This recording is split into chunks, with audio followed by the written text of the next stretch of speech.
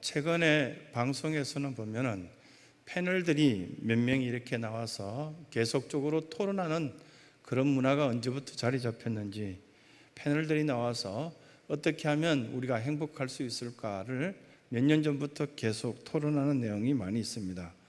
그런데 어느 순간 좀 이상한 생각이 들었습니다. 그들 내용들은 다 옳은 것 같은데 잘 되지 않습니다. 우리가 행복하려면 세상이 바뀌어야 된다라는 주장을 많이 합니다. 그런데 세상을 바꾸어 놨더니 좋았느냐? 그렇게 썩 좋지 않았습니다. 물질 문명이 발달했더니 사람들을 취급하기를 아주 나쁘게 취급합니다. 세상 겉보기는 굉장히 좋아졌지만 내용이 보면은 썩어져 가는 것들을 볼 수 있습니다. 인간이 아무리 겉포장을 한다 할지라도 결코 인간은 죄인에서 벗어날 수 없다는 것이 성경이 우리에게 말씀하시는 겁니다. 직분이 달라진다고 그 사람이 깨끗해지던가요? 그렇지 않습니다. 우리는 죄인입니다. 결코 하나님의 은혜 없이는 살 수 없는 그런 사람들이 바로 믿음의 사람들이요, 우리 자신들입니다. 초등학교를 졸업하고 중학교를 들어가면서부터 아이들이 꾸미기 시작합니다.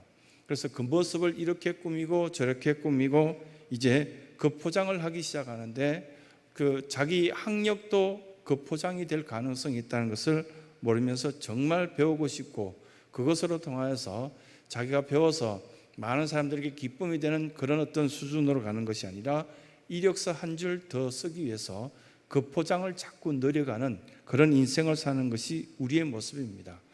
에레미야서 17장 9절에 보면 만물보다 거짓되고 심히 부패한 것은 마음이라 라고 그렇게 성경은 우리에게 말씀합니다. 13장 23절 에레미야서에도 보면 구스인이 그 피부를 표범이 었지 그 반점을 변하게 하리요 라고 그렇게 말씀합니다. 구스인이 그 피부를, 구스라는 땅은 이렇게 보면 아프리카 땅입니다. 흑인들이 사는 땅이기 때문에 그 사람들은 아무리 노력해도 피부 색깔을 달리할 수 없다는 사실입니다. 어거스틴 같은 경우에도 그쪽 지역 사람이었기 때문에 피부 색깔 때문에 비아냥거리고, 이렇게 보면은 피부 색깔 검은 사람이 어떻게 똑똑한 이야기를 할 수 있냐, 비아냥거렸던 이야기가 많았다고 합니다. 그 포장을 달리할 수 없어서 괴로웠던 링컨 대통령 같은 사람들도 있었겠고요. 일단 우리나라 사람들은 지나칠 정도로 그 포장을 좋아합니다. 이 그 포장 때문에 구스인이 그 피부를, 표범이 그 반점을 변할 수 없다는 것을 알면서도 자신이 그렇게 비아냥거리고 욕을 먹으면서도 그 포장에 최선을 다하는 우리들의 모습은 성경적이지 않다라고 그렇게 성경은 우리에게 말씀하고 있습니다. 인간은 좋은 방향으로 잘 변하지 않습니다. 한번 삐뚤어지면 아주 망하거나 죽을 때까지 계속 하향길로 갑니다. 만약에 상향길로 조금씩 복음화되고 성화되고 또 하나님의 사람답게 긍정적으로 그렇게 살아가는 사람은 아주 힘든 과정을 겪습니다. 조금씩 성장합니다. 그러다가 어느 순간 자기 스스로 생각하기를 성화되었구나라고 느껴질 정도로 그렇게 어렵습니다. 하지만 한번 마음 비틀어질 거야, 내가 생각하길 이렇다라고 생각하는 그 순간부터는 아주 망가지는 모습들이 있습니다. 디모데후서 3장 1절에서 3절 말씀까지 보면 말세 때가 되면 자기를 사랑하고 돈을 사랑하고 자긍하며 교만하며 그리고 또한 회방하고 부모 거역하기를 아주 좋아한다라는 말씀들이, 그 말씀이 쭉 열거되어 있는 것들을 보게 됩니다. 어떻습니까? 지금 모습하고 거의 흡사합니다. 그런데 이런 어떤 절망적인 어떤 상황 속에서도 사람이 바뀌질 가능성이 있다라는 것을 보여준 사람이 있습니다. 오늘 성경에 나와 있는 사울입니다. 왜 사울이라고 나와 있는지 여러분들 아시죠? 이때까지는 사울을 부를 때 히브리어로 불렀기 때문에 사울입니다. 좀 지나가면은 이때부터는 바오로라고 부릅니다. 헬라어로 바오로라는 이름을 부르기 전까지는 히브리어로 사울이라 이름을 불렀구나라는 것을 우리가 알 수 있는 것이죠. 이 바울은 어느 순간 고린도전서 5장 17절에서 고백한 것처럼 그런즉 누구든지 그리스도 안에 있으면 새로운 피조물이라, 이전 것은 지나갔으니 보라 새 것이 되었도다. 바울이 스스로 고백한 내용 가운데 직접 경험한 내용이죠. 사가랴서 4장 6절에 보면 이는 힘으로 되지 않고 능으로 되지 않고 오직 하나님의 신으로만 가능하다라는 이야기를 우리에게 말씀하신 것을 보게 됩니다. 이런 전체의 말씀들을 볼 때 지금 수많은 질병과 재해, 그리고 또한 아픔들, 사람 마음들이 굉장히 상하고 먹을 것은 냉장고에 잔뜩 쌓였는데 괴롭다는 이야기가 과거보다는 수십 배, 수천 배 더하는 이유가 뭘까? 우리에게 말씀하신 것을 영적인 귀를 열어서 우리 신성의 성도들이 듣게 된다면 뭐라고 말씀하실까? 신앙은 이성이 아니라 순종이다. 신앙은 이성이 아니라 하나님께 무조건적으로 그 말씀대로 살겠노라고 결정하시는 것이다. 이 말씀을 하고 있구나라는 것을 첫 번째 깨닫게 됩니다. 신실한 믿음의 사람들은 물론 자기가 배운 지식과 이제까지 알아왔던 그 모든 것들과 조금 다르면 반대할 수도 있는데 아멘합니다. 왜? 하나님의 뜻이기 때문에. 신실하다고 인정받는 아나니아는 예수 그리스도의 어떤 복음을 들고 여러 사람들에게 전하고 있을 때 그냥 가까이 있는 사람들이 잘 따른 사람들에게 전할 때는 문제가 없었죠. 그러나 지체 없이 또 다른 어떤 명령이 전해졌을 때 이행하는 어떤 모습들이 오늘 짧은 이 본문 가운데 나옵니다. 아나니아는 소문을 들었습니다. 13절 14절에 보면 해를 끼쳤다 하더니 이미 사울이 여러 곳에 다니면서 사람을 잡아서 죽이거나 나쁜 짓을 했다는 해를 끼쳤다라는 소문을 들었습니다. 그런데 이런 사람 만나고 싶습니까? 여러분들도 싫은 사람 만나기 쉽지 않잖아요. 그리고 또 그런 사람들과 함께 식사를 한다든가 그리고 그 사람들과 함께 같이 잠을 잔다든가 이건 도저히 할 수 없을 만큼 괴로운 일들인데 아나니아는 이 말씀에 따라서 신앙은 순종하고 순복하는 것이기 때문에 자기 이성을 내려놓고 아나니아가 이것을 순종하였을 때 놀라운 어떤 은혜를 입게 되는 것을 보게 됩니다. 형제 사울이라 이렇게 부르면서 그에게 다가갑니다. 이제까지 소문에 들었던 그 사람이 별것 아니네 라는 생각을 갖고 그에게 안수하고 그 눈에 비늘 같은 것이 벗겨지게 하고 하나님의 사람으로 세워가는 모습들이 있었습니다. 이성적으로 볼 때 불가능한 일입니다.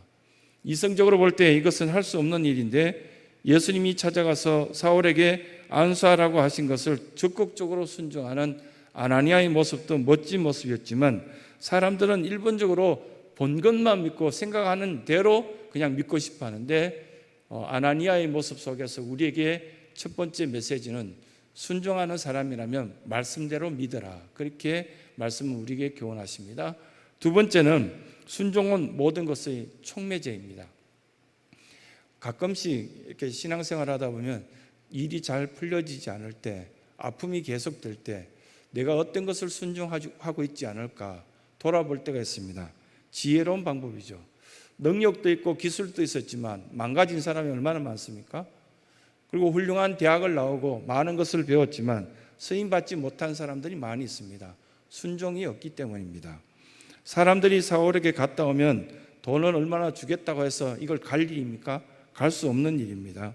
그런데 18절에 보면 즉시 사울의 눈에서 비늘 같은 것이 벗어져 다시 보게 된지라. 다시 보게 되었다고. 이제까지 사울이 본 것은 그러면 허상이었습니까?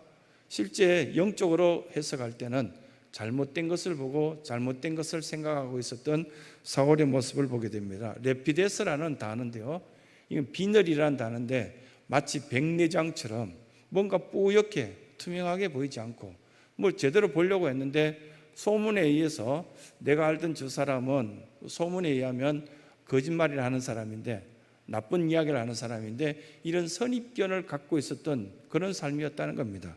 그런데 어느 순간 성령님께서 그에게 임하자 진실된 모습을 보고 하나님의 눈으로 보고 성경에 있던 말씀에 이끌림 받을 수 있는 그런 어떤 모습이 되었다는 겁니다.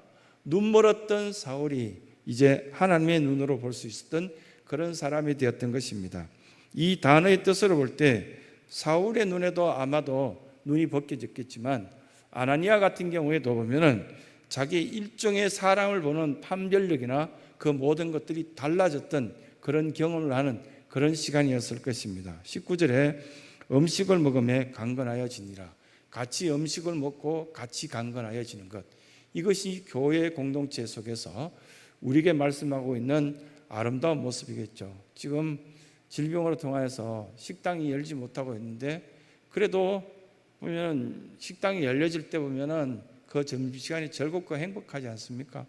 집에서 반찬 2가지 정도 주고 밥 먹으라면 누가 먹겠습니까? 잘 안 먹습니다. 근데 교회니까 얼마나 행복하고 재밌었습니까? 음식을 같이 먹고 나누면서 서로 하나님의 사람이 된 아나니아와 사울 속에는 무엇이 흐르고 있었냐면, 이제까지 나의 고집이 아니라 순종이 그들의 삶 가운데 있었다는 것을 볼 수 있습니다. 어렵습니까? 힘듭니까? 그러면 내가 지금 뭘 순종하지 못하고 있고, 내가 어떤 선입관으로 지금 모든 것들을 내 눈앞에 비늘을 갖고 보고 있는가 한번 돌아보았으면 좋겠다라는 생각이 듭니다. 그리고 난 뒤 20절에 보면 즉시 각 회당에서 기다리지 않고 회당에 들어가서 하나님 말씀을 전하기 시작했습니다. 그때부터는 부끄러움이 없었고요, 용기가 생겼고 성령의 도우심으로 통하여서 하나님 말씀을 담대히 전할 수 있는 그런 사람이 된 것을 볼 수 있습니다. 예수님을 말하는 데 있어서 적게 알면서도 굉장히 많이 떠드는 경우가 있죠. 그럴 때마다 실수가 많아지는데, 작게 아는 정보를 갖고 이렇다 저렇다 패널들이 이야기하는 것, 그것들이 다 옳은 것은 아니지 않습니까? 정확하게 볼 수 있는 지혜는 우리들에게 없습니다. 하지만 하나님께서는 우리에게 두 번째 이야기하실 때, 순종하게 되면 모든 촉매제를 얻게 된다. 그 촉매제가 바로 우리가 풀려지지 않는 모든 문제를 풀어갈 수 있는 그러한 길들이 된다라는 것을 우리에게 말씀하시는 겁니다. 마지막 세 번째는 순종하면 영적인 힘이 더하여진다라는 말씀을 해줍니다. 21절에 듣는 사람이 다 놀랐다라는 표현을 하고요, 22절에 힘을 더 얻어라는 표현을 합니다. 모든 사람이 놀랄 일만한 일들이 거기에 무엇이 있었을까요?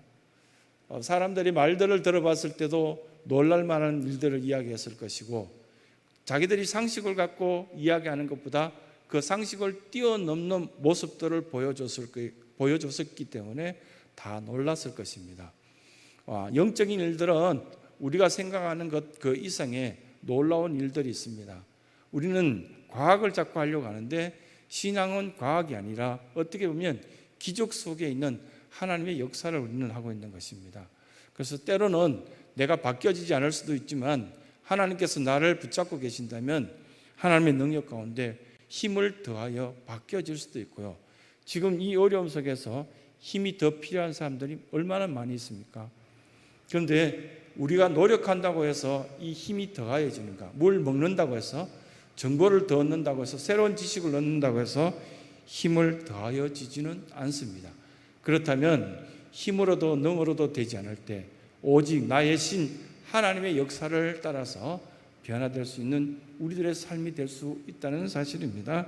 그래서 가정에서 힘을 얻고 싶다면 어떻게 하면 되냐 하면은, 이렇게 쳐다보면 아이들이 큰 소리 내고 자신 있게 말하는 아이들은 부모님께 순종하는 아이들이요.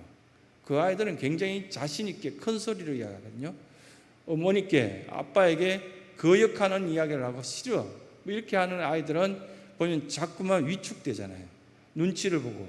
반면에 엄마 아빠의 이야기도 순종하게 되면 자신 있게 큰 소리를 내듯이, 이 공동체나 하나님 나라에서는, 또한 우리가 어떻게 섬기는 여러 공동체 속에서는, 직장이나 공동체나 자신감 있게 살려면은 하나님께서 나에게 주신 생명을 낳고 생명을 건질 수 있는 순종의 삶이 우리에겐 최고의 미덕이 될 수 있다는 사실입니다. 틀림없이 악수를 두는 것이 아니라 하나님의 방법을 심어서 하나님의 방법대로 열매를 맺어갈 수 있는 믿음의 성도들의 삶이 되시길 간절히 소원합니다.